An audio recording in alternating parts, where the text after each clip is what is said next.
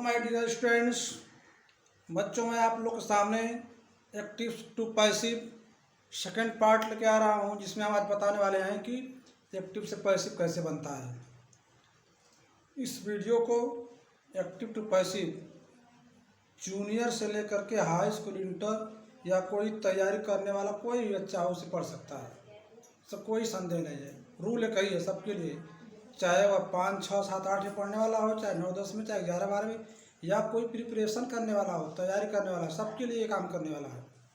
इसलिए आप सभी लोग इसको पढ़ें, ठीक है। इसमें आज हम बताएंगे कि एक्टिव से पैसिव प्रेजेंट टेंस का कैसे चेंज होता है। सबसे पहले हम पढ़ेंगे असर्टिव सेंटेंस। असर्टिव सेंटेंस में यह रूल होता है बेटा, सबसे पहले एक्टिव टू पैसिव पार्ट 2 में यह बताएंगे कि एक्टिव से पैसिव के नियम क्या है। पहला असर्टिव सेंटेंस, 5 सेंटेंस होते हैं जिसमें पढ़ेंगे असर्टिव सेंटेंस, लेकिन 3 ही का बनेगा, असर्टिव, इंटरोगेटिव, इंपरेटिव। पहले सबसे पढ़ेगा असर्टिव सेंटेंस। इसमें पहला रूल है कि एक्टिव वॉइस के सब्जेक्ट को पैसिव वॉइस में ऑब्जेक्ट के रूप में तथा ऑब्जेक्ट को सब्जेक्ट के रूप में बदलते हैं, ठीक है। दूसरी बात, पैसिव वॉइस के ऑब्जेक्ट से पहले बाई का प्रयोग होता है। प्रेजेंट इंडेफिनिट टेंस में का यह जो नियम है, ठीक है, जानिए इसका नियम है। जैसे मान लीजिए प्रेजेंट इंडेफिनिट टेंस है और वह अफर्मेटिव रूप में है, सब्जेक्ट प्लस क्रिया के फर्स्ट फॉर्म में एस जो भी लगा है, ऑब्जेक्ट लगा है। यदि नेगेटिव रहेगा तो subject do does not plus V1 plus object, V1 का मतलब क्रिया, तो उसको हम इस रूप में लिखेंगे। जैसा कि दिया है कि यह ऑब्जेक्ट को सब्जेक्ट दिया है, मतलब जो यहाँ एक्टिव वॉइस का ऑब्जेक्ट है उसको हम सब्जेक्ट बनाएंगे, उसका सब्जेक्टिव केस लिखेंगे। प्लस NTHV का मतलब होता है कि नेक्स्ट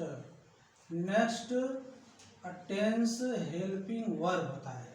तो अगले टेंस की सहायक, प्रेजेंट इंडेफिनिट टेंस है तो अगला टेंस क्या आता है, प्रेजेंट कंटिन्यूअस, तो उसकी सहायक क्रिया इज, एम, आर होती है। उसी को हमने लिखा है NTHV, next tense helping verb, ठीक है ना, उसी को लिखेंगे बेटा। और इसमें क्रिया की थर्ड फॉर्म लगती है बाई, फिर जो सब्जेक्ट दिया होता है यहाँ, इसको हम ऑब्जेक्टिव केस में लिखते हैं। इस सब्जेक्टिव केस को ऑब्जेक्टिव केस में, यदि नॉमिनेटिव केस हो तो नॉमिनेटिव केस बाई लिख के नॉमिनेटिव केस लिखेंगे। यदि पर्सन है तो पर्सन का सब्जेक्ट को ऑब्जेक्ट बनाएंगे, ऑब्जेक्ट को क्या करेंगे यहाँ सब्जेक्ट बनाएंगे, ठीक है। ये करना है। आते हैं फिर एग्जाम्पल देखा जाए, ठीक है। जैसे में दिया है एग्जाम्पल के तौर पर राम, ठीक है, रीड्स ए बुक, राम एक किताब पढ़ता है। ये हमारा सेंटेंस है एक्टिव, क्या है, एक्टिव है, यह एक्टिव वॉइस है, ठीक है। इसको पैसिव वॉइस बनाएंगे, फिर इस ऑब्जेक्ट को हम सब्जेक्ट बनाएंगे। यहाँ नॉमिनेटिव केस है, ठीक है, तो नाउन है तो नाउन को ठीक उसी तरह नाउन लिखेंगे, तो हो जाएगा ये बुक। अब नेक्स्ट टेंस क्या आ जाएगा भाई, ठीक है, यहाँ रीड्स रहेगा, अगला टेंस हो जाएगा क्या, प्रेजेंट इंडेफिनिट, तो प्रेजेंट कंटिन्यूअस की सहायक क्रिया सिंगुलर नंबर तो इज लिखोगे, ठीक है। क्रिया के थर्ड फॉर्म, रीड का थर्ड फॉर्म क्या होता है, रीड होता है। बाई, राम नॉमिनेटिव केस है तो नाम का नाम रहेगा। ये हो गया हमारा पैसिव वॉइस बेटा, क्या हमारा पैसिव वॉइस, ठीक है।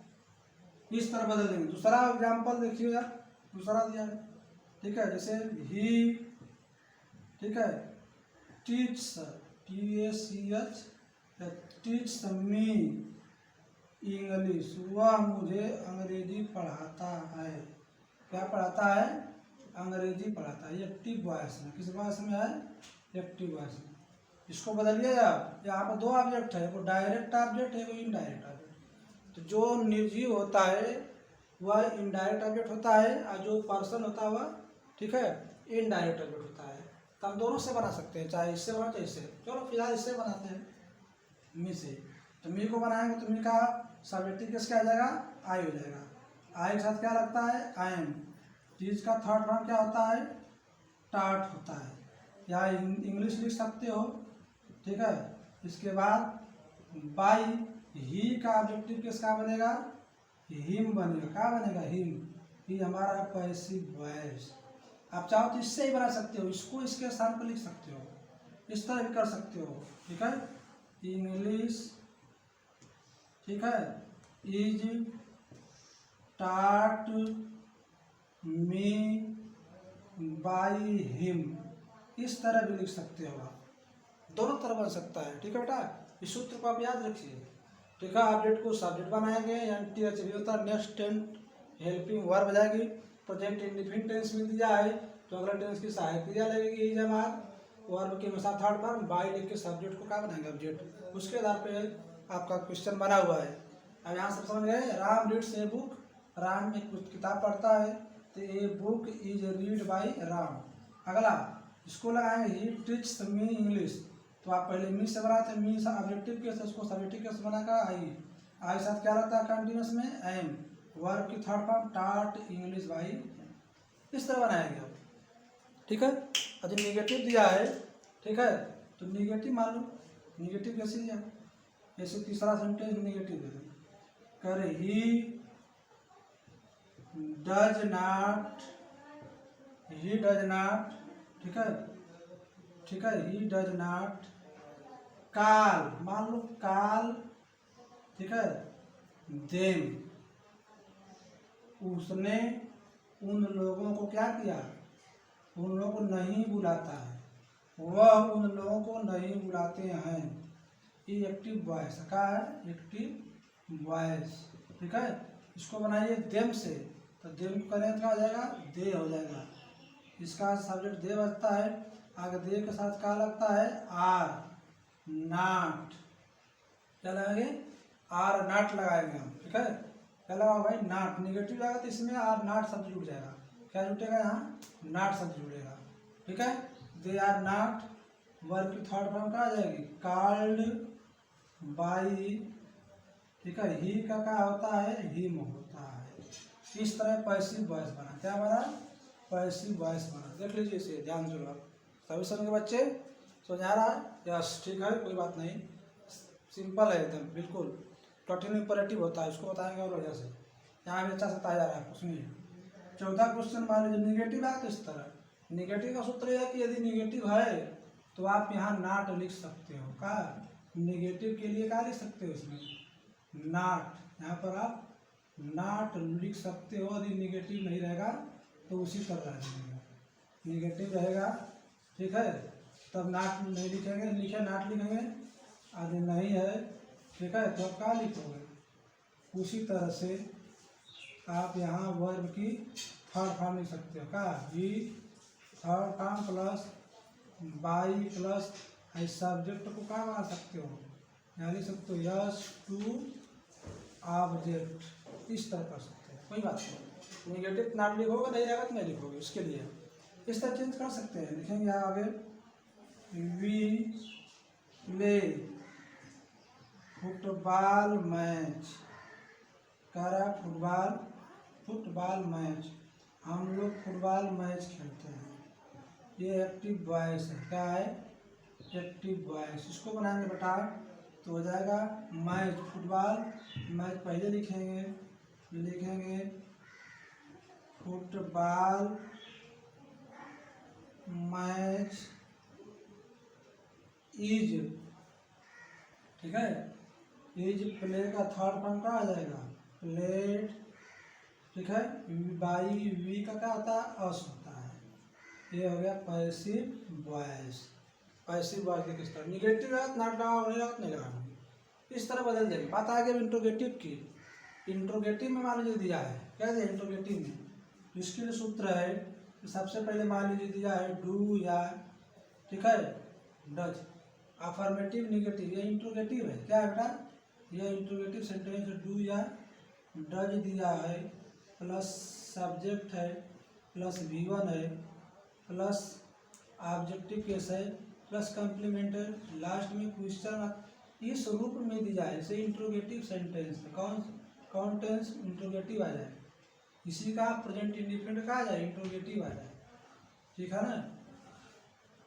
अभी अफर्मेटिव निगेटिव आ लीजिए, ठीक है, समझ ना, ऐसे क्वेश्चन को हल करिए, इंट्रोगेटिव आएगा, ठीक है, इंटेरोगेटिव,